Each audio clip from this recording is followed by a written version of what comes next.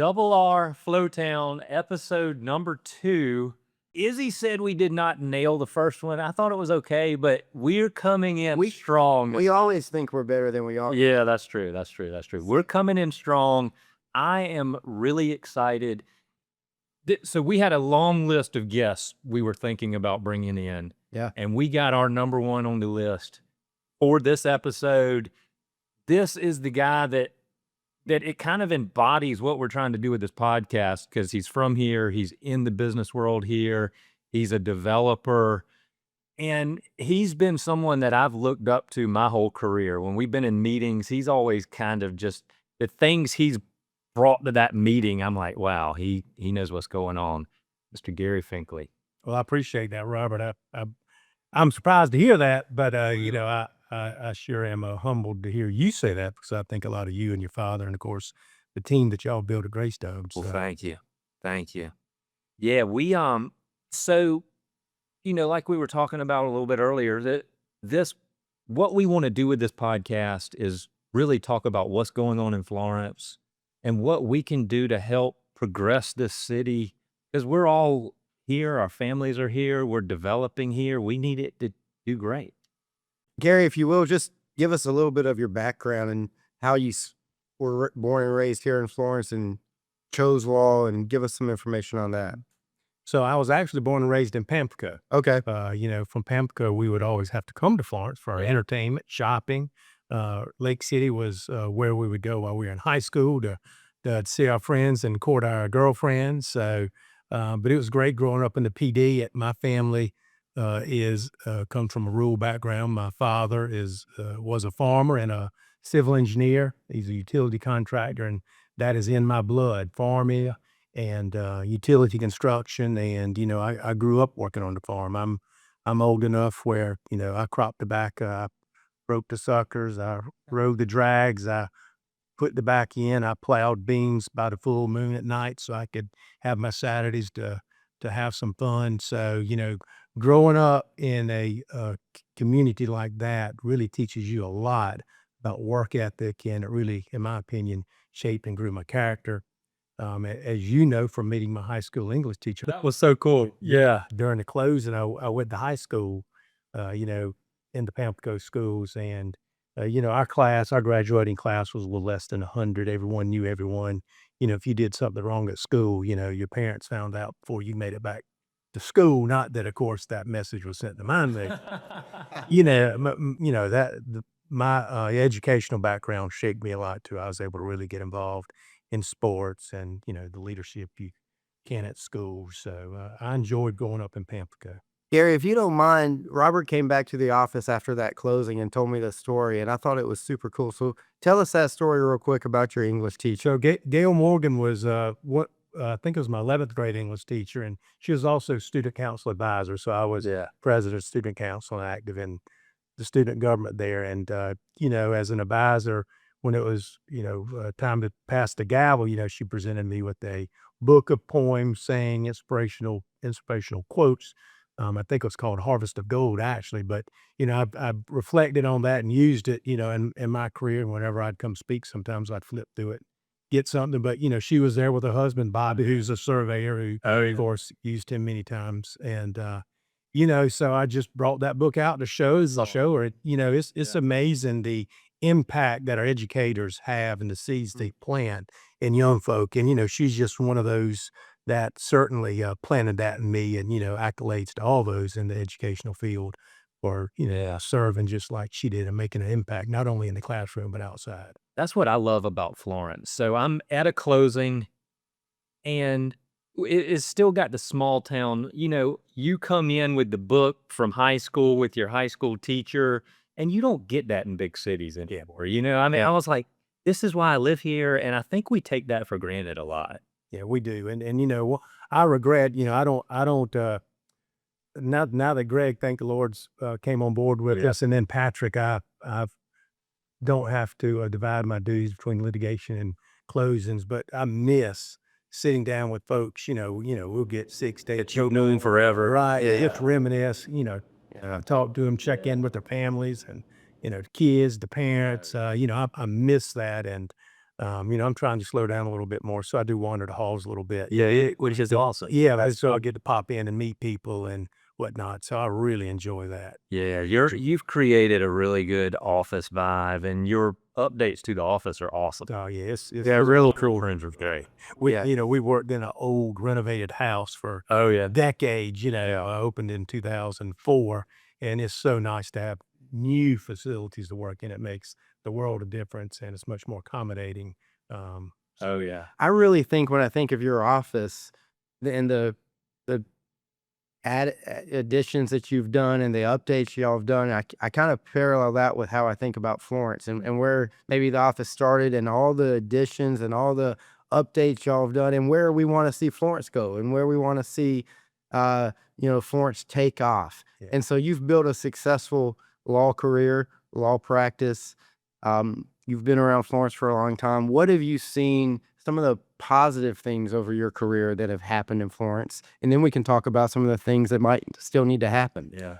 well, Florence, we live in a wonderful community, and we've had great public servants, great philanthropists, great visionaries in our city. And, we just need to continue to try to harness talented people with those different skill sets to lead and guide us as we move forward in the future.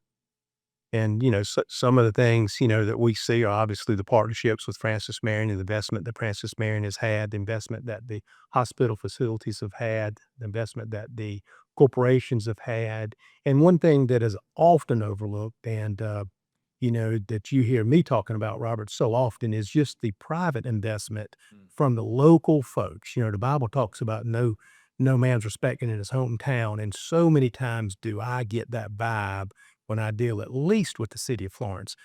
Developers, home builders bring just as much investment to Florence and the surrounding area as do some of these large corporations. Yeah, we don't need to forget it. No, the impact we have upon, the tax base, the community. I mean, you can bring as many corporations here as you want, but if you don't have lots and homes to build on, you're not coming. And in my opinion, the local developers have really been overlooked in many cases. We talk about that a lot. Is we think about, okay, how do we retain the kids that grew up here that are going to do well in life? We gotta keep those. We gotta get them back here. And I don't know if we're doing a good job retaining those kids. Those kids that are leaving and going to college. I feel like a lot of times they're not planning on coming back. Well, they're not. Some of that I think we can cure. Some of it I think we can't. My daughter went to Clemson, and so I sort of moved up there with her on some of the weekends, so to speak. Oh yeah. I really enjoyed up there, and you find that I'm amazed at how many people are migrating. Not to the coast, which is what I always thought, but they're migrating to Greenville and Spartanburg. Oh yeah. And it is the cultural environment that those communities have created. And if there's anything that I've learned that I neglected, that I was short-sighted, didn't have vision for, was the culture and arts and entertainment, recreation that needs to be developed in Florence. And thank goodness others have started that, but we've got a long way to go. We did. And when you ask me if there's one thing that we can do different to fix it, one of the very first things was is to have a renewed focus on our cultural issues, our entertainment issues, to get folks to stay here on the weekends and participate. And I know that the governmental entities and our many people, business owners are trying to move that forward. But I think there's more we can do on a bigger scale. One thing I think that where we failed, and I'll say this for Francis Marion. When I was at Francis Marion decades ago, they needed a football team. That would have really changed things. Coastal came in after they did and got one, and obviously Chanticleers draws huge crowds. And now, of course, Coastal's got the beach going for it. We don't. So, I don't know how it been. We see Anderson College. That's a small private school. They just got their football team last year after a practice season. So, that would have changed, in my opinion, to some extent, the dynamics in Florence. That's one thing. The other is I thought about the House of Hope when the city took over that, the junkyard and all that. I wish, and first, I don't mean any negative response on the House of Hope. Oh, we're blessed. I mean, Oh yeah, they're awesome. we're Hope blessed. Health is what you taught me. Hope Health. Yeah, Hope Yeah, Health. what a they help a lot of people. they started out in the building right in front of our office. Oh yeah, Right in front of our office. right. And really, you're talking about vision and putting visions in the fortitude to get it done. I mean, and it's amazing what a footprint they have in the lives they touch. Yeah. In what they do. But I wish that we could reserve that for a recreational field, whether it be a coliseum, a football field, something downtown. When we look at the cities that have been successful, they have something downtown to bring the folks to. We don't have a river downtown. We don't have any natural features. So we've got to create that. And obviously we've got a beautiful, performing arts center, and theater.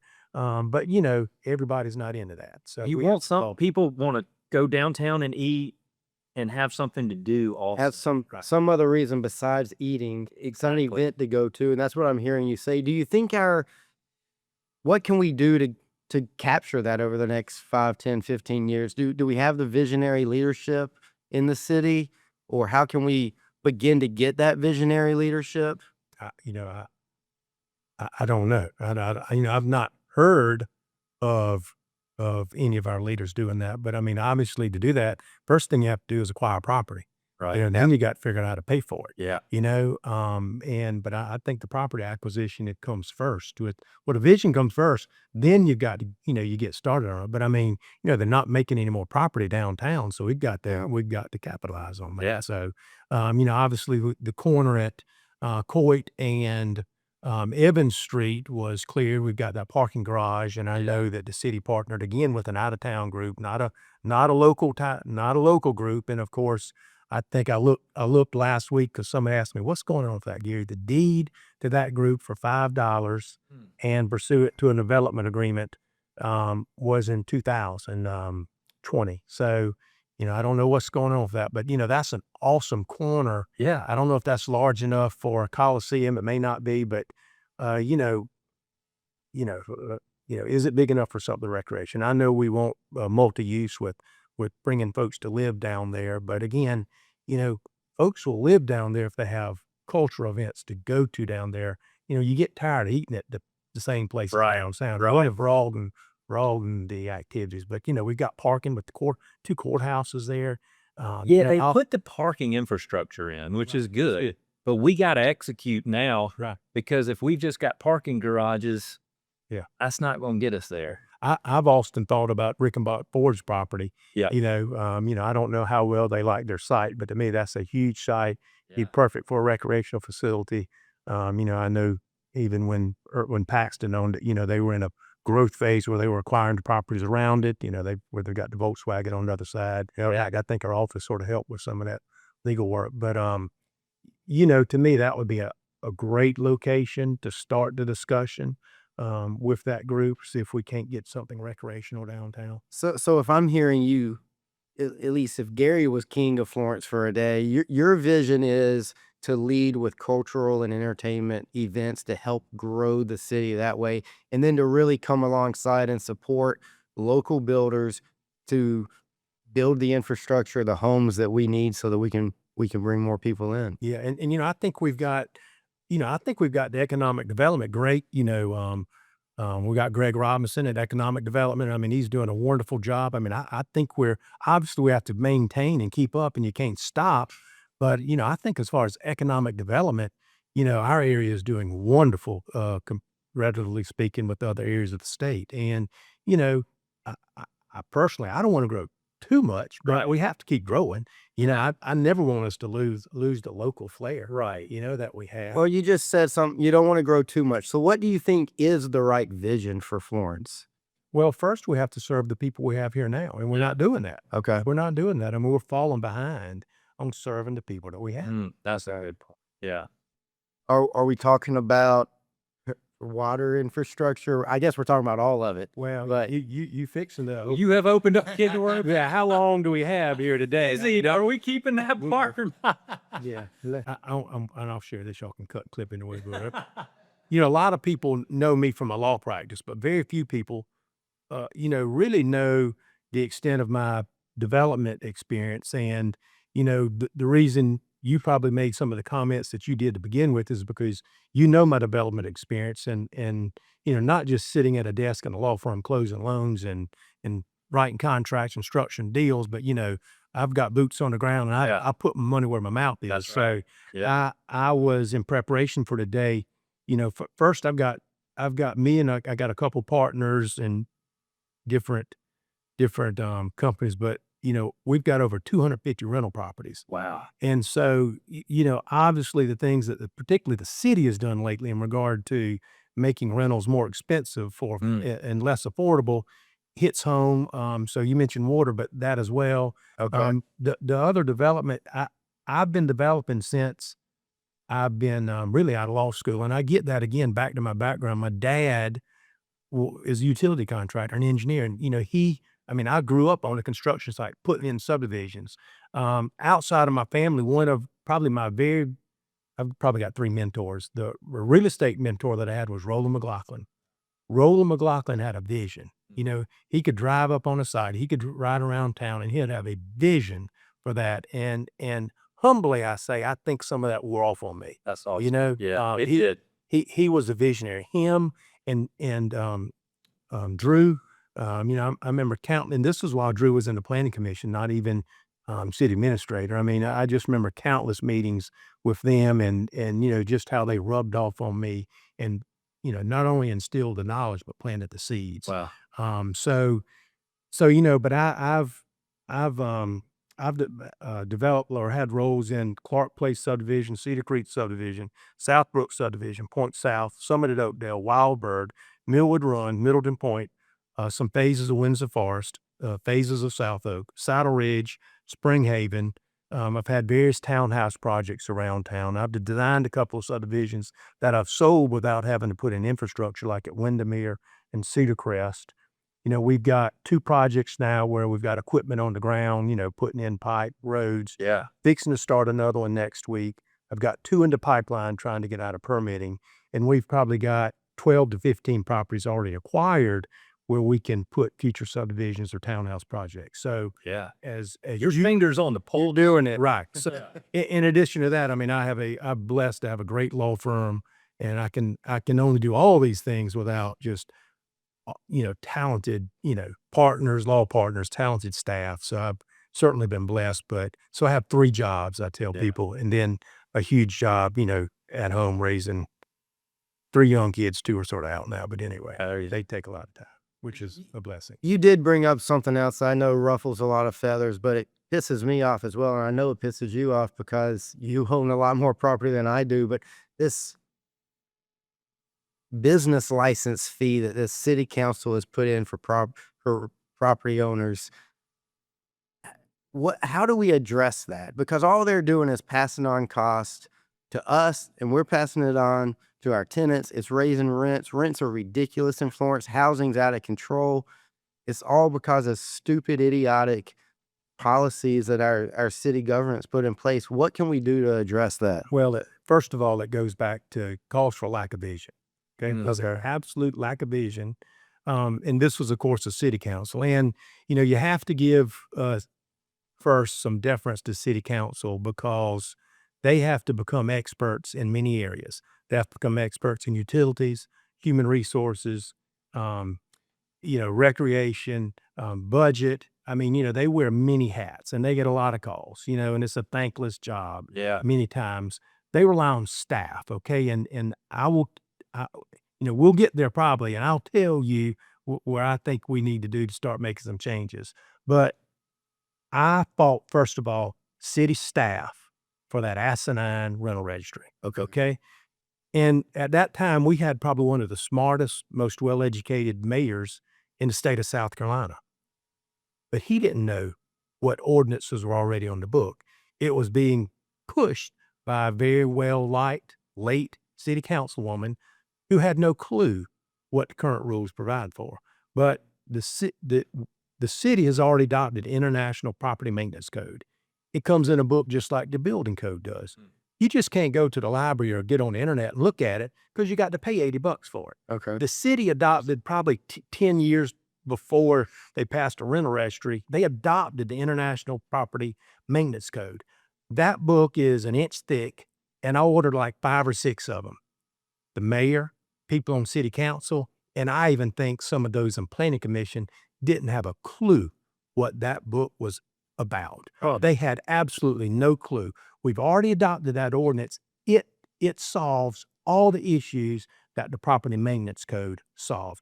Absolutely every one of them. Every one of them. Okay. So, when it's almost like gun regulation. You hear folks saying we need more gun regulation. Well, first we need to enforce what we got on the books. Yeah. Okay? Yeah. Enforce what you got on the books, and if it's not working, then let's tweak it. All the rental registry did was make affordable housing less affordable. Mhm. It burdened city staff in the planning department with chores and tasks they don't need because they've already got too much to do and don't have the staff. And it cost, it's just a pain in the rear for landlords to do that paperwork. It's an absolute pain in the rear. So that's one of the first things that I hope, city council tackles. Not that it's huge. I mean, it really doesn't matter, but I mean, we raised rent probably $10 a unit when we had to do that for those in the city. And I assume you're going to get to the business license next. So Well, I just spent, talk about wasting time. I just spent 2 weeks emailing back and forth some woman who works at the city because I was $11 short on paying my business tax for one rental. $11. So you're moving to another issue. Both of them came down the pipe at the same time. The rental registry, I mean, it's just slipped through. The city of Florence never came to the Home Builders Association, the Realtor Association. They never came to anyone. Again, no respect for the local guys. No collaboration with those, who are in the know, who are in the business. Yeah. They slid it through. Somehow or another, we found out about it, rental registry, between the second and third reading. No one from the outside had vetted that ordinance, and I dare say that their city attorney had not vetted it. When I got involved, we completely reworked a large part that keeps people out of jail, some more punitive measures, and some redundancies. We watered it down as much as we could. Yeah. No one had even vetted that other than city staff. So where's the problem? Yeah. Where's the problem? It starts at the top with city staff. Okay, who's leading city staff? Who's overseeing them? Who's carrying the vision for city staff? Yeah. And why in the world? So here's the longer term issue that worries me. So guys like you that are local and own rental properties, what happens when you finally say, look, I can't deal with this anymore. I'm selling them all. And some out of towner starts buying all those who really doesn't care about the people living here. Then what happens? Yeah, well, you get cold-hearted people like that. So the emails I can't stand getting from a property manager is, so-and-so lost their job. They're in the hospital. They've had a family emergency. Well, I ask what the payment history was. I ask how they communicate. How do they communicate with us? And, for a local guy, I'll say, okay, let's work with them. Yeah. But I guarantee you, the out-of-town folks, they cannot do that. Mm. So again, the city, by virtue of having a closed mind to the hometown folks, or again, just negative, it's one of those unintended consequences of neglecting what they've already got. Yeah. The hometown. I haven't taken the time to look, but I've got to believe that Florence, the average wage in Florence compared to the average rent is one of the largest differences in the state, if not the nation. I mean, our wages just don't support what we're having to charge for rent. And it's because of some of just the asinine tax and additional fee. You like that word too, don't you? I do. It's not a cuss word, but it gets your point across. Very well. This word, are we okay? Okay. Yeah. So I use that word a lot, okay, because I try to make it as strong of a point as I can without violating my faith too much. So first, Reeves, if I can go back, you have brought up high rents, but before I want to do that, I want to go clean up some stuff with the business license. Okay.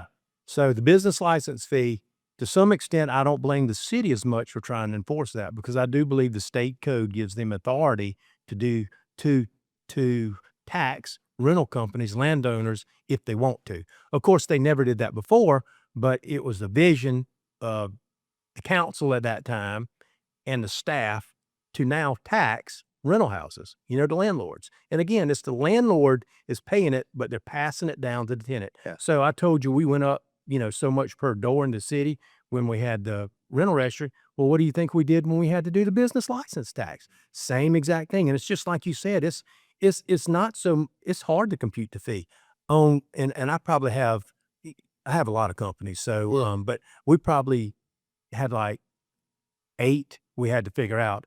I just send in the paperwork with the number on the gross revenue, and I just tell them, you tell me what I owe, because I can't figure your formula. I've never got it right, and I love math. Make the numbers work, guys, on houses that I'm seeing. Let's say I was wanting to buy a few rental properties. I don't see where you can't make the numbers work. Well, you getting ahead again. Okay, first, okay, you getting into property tax next. Okay, so let's business license. Yeah.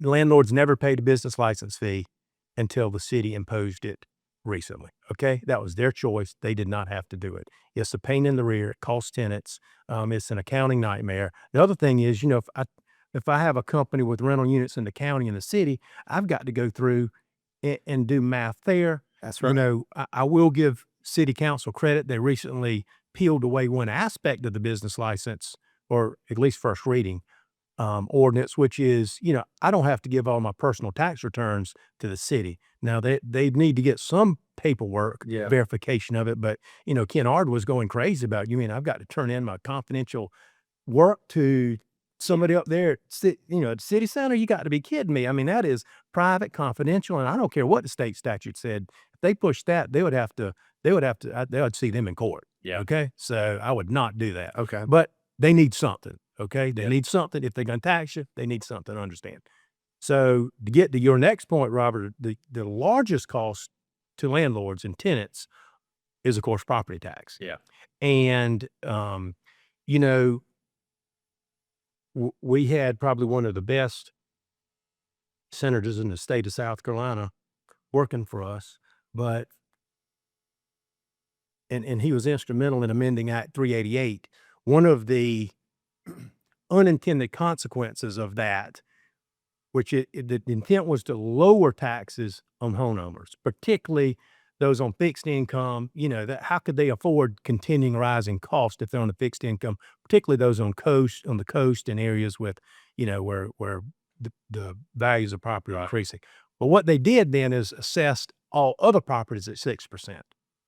And for me personally, for my rental property, it takes 3 months to pay property tax. Yes. 3 months. Okay. Then you got insurance. Then you got property management. Then you got repairs and maintenance. And Lord, hope you don't have a loan to pay. Yeah. It doesn't work. Yeah. You're not making money. Back to your point, Well, insurance is a whole nother thing that's going up and is getting really.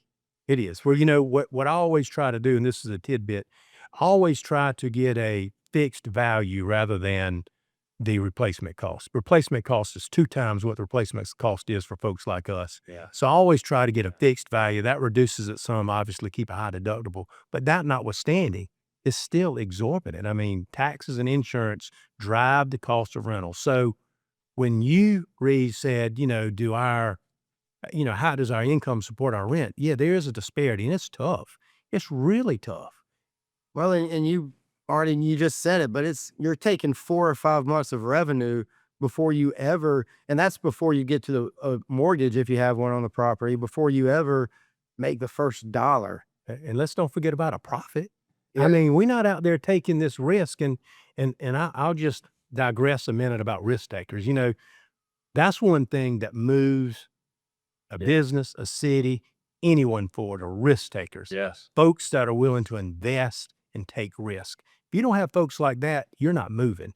And that's what it takes from landlords. That's what it takes from folks who open up a new business, who build a building, who invest in downtown, who invest anywhere, risk takers. And I mean, we like to take risks, but you like to have a profit. And so you talk about these rentals when, between taxes, and all kind of taxes. I mean, we property tax, business license tax, income tax, it's absolutely personal property tax. I mean, we get it. I don't think the public knows somehow how much tax we pay. When I get my property tax bills, you cannot put them between your thumb and your index finger. You can spread it as far as you want, but you can't pay tax. And people talk about Donald Trump not paying taxes, and I of course don't know his business, but I guarantee you Donald Trump pays more in taxes than anybody pointing the finger at him, because they're not aware of all the tax that he has to pay.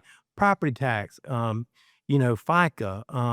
payroll tax. I mean, look here, you cannot do business without thinking. I had a thing about taxes. I had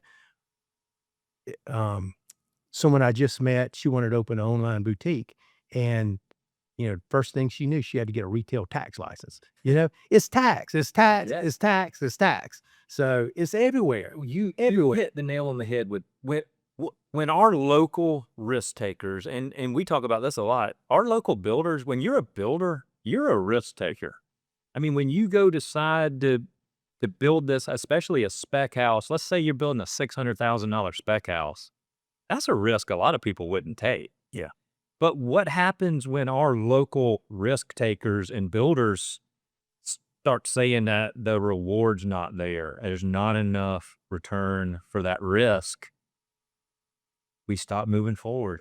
You stop building, you don't move forward. Or you drive prices up. I mean, and then you limit, again, the affordable housing. And I mean, when we talk about affordable housing, typically we're talking about folks with, lesser incomes, closer to poverty level. But I mean, even middle wage family, I mean, same for them. I mean, they're getting priced out of a home that they could buy. So yeah, I say let's end on a positive, because there are plenty of positives when you look at. We got people moving here. I mean, we have sold a bunch of houses. You develop neighborhoods that are filling up, and I don't even know where the people are coming from, but they're buying them. Now we are seeing them. We're having to throw some incentives at them to get them here.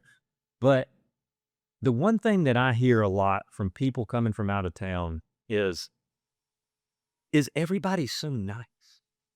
People coming from these bigger cities, and they come to Florence, and they see everybody's pretty nice, and they're not used to that.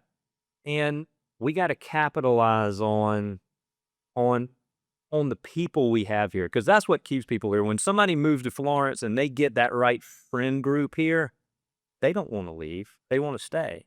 And so we've got to just continue to synergize that and build the right things to keep our kids wanting to come back here. And I think we'll be okay. And it's not all government that's responsible for that. I mean, we've to some extent is responsible for the recreational youth recreation. We've got tremendous opportunities for our young folk to participate in youth sports.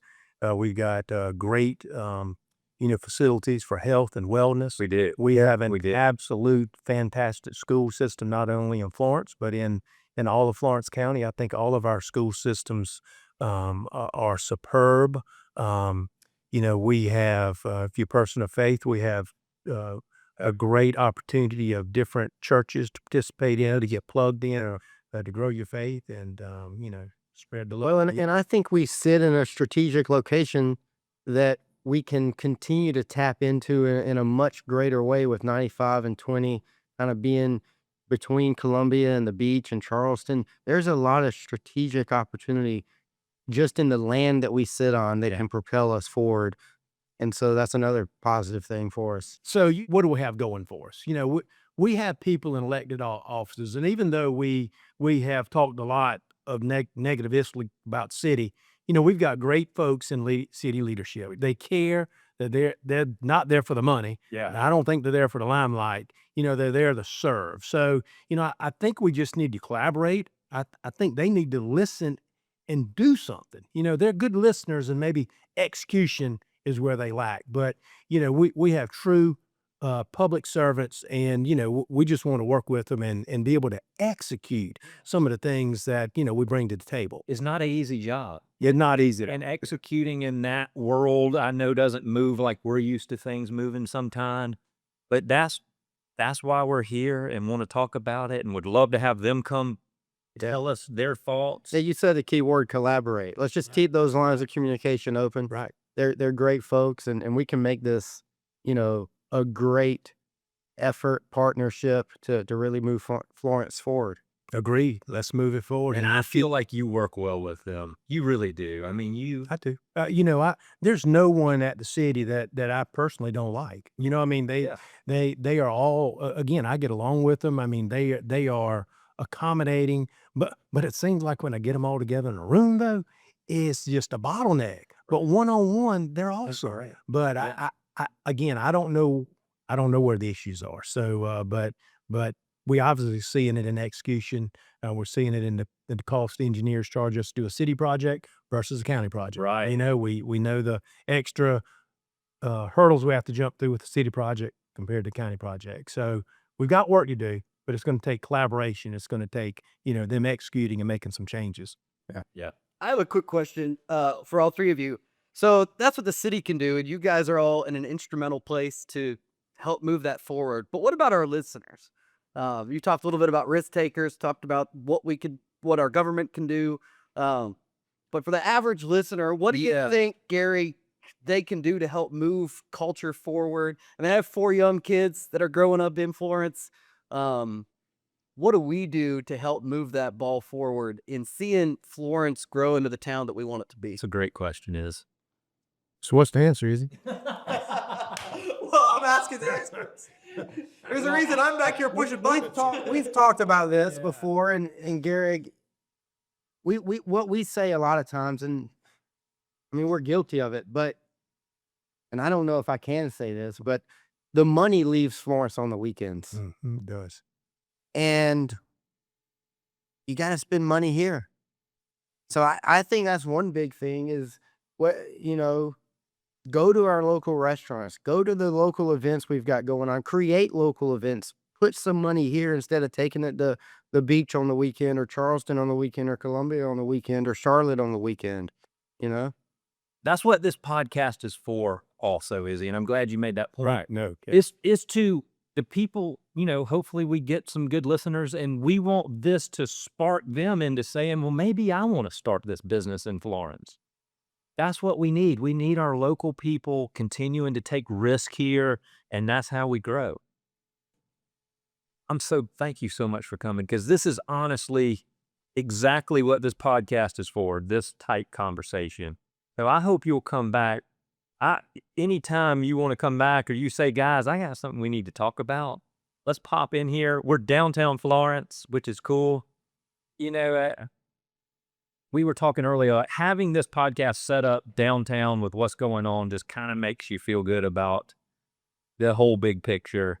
And so please come back anytime. Thank you so much. I enjoy it. As you can tell, I probably got passionate a few times while we're speaking. So yes, that's right. Yeah.